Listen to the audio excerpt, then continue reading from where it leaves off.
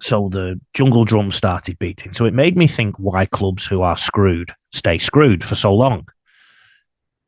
Because this happens all the time in the community game too. The clubs at the bottom of the ladder are perennially at the bottom of the ladder. They might get second from the wooden spoon or third from the wooden spoon one year, and that's a good season.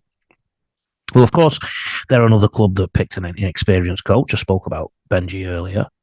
But I think the reason these clubs continue to fail is that when it comes to recruitment, it starts with a perceived lack of opportunity that the players see. So let's think about West Tigers. I think Jerome Luai went there because he wanted to help turn the club around. Whether he stays or not will probably be based on that decision. I'm just going to have a swig of the old water. Still not got a sponsor for the water. My throat gets dry just talking for this amount of time non-stop.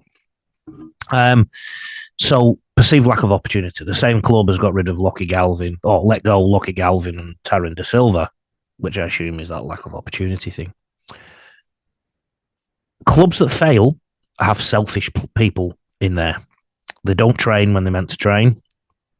They think of themselves. And it's never, ever their fault when something goes wrong. Never. You'll have all been involved with teams that do that.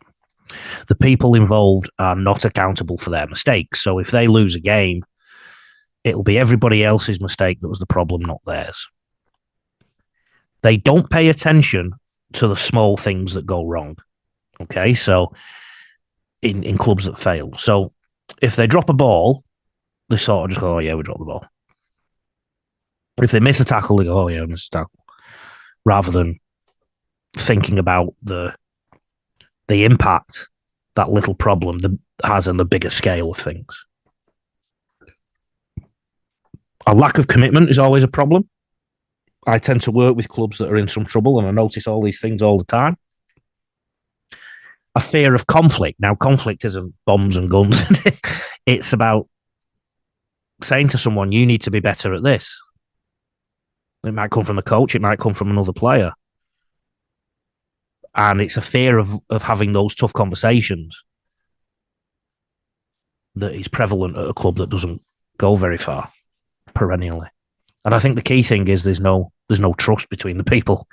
You know, the defenders don't trust each other in a defensive line to defend a set of six and things like that.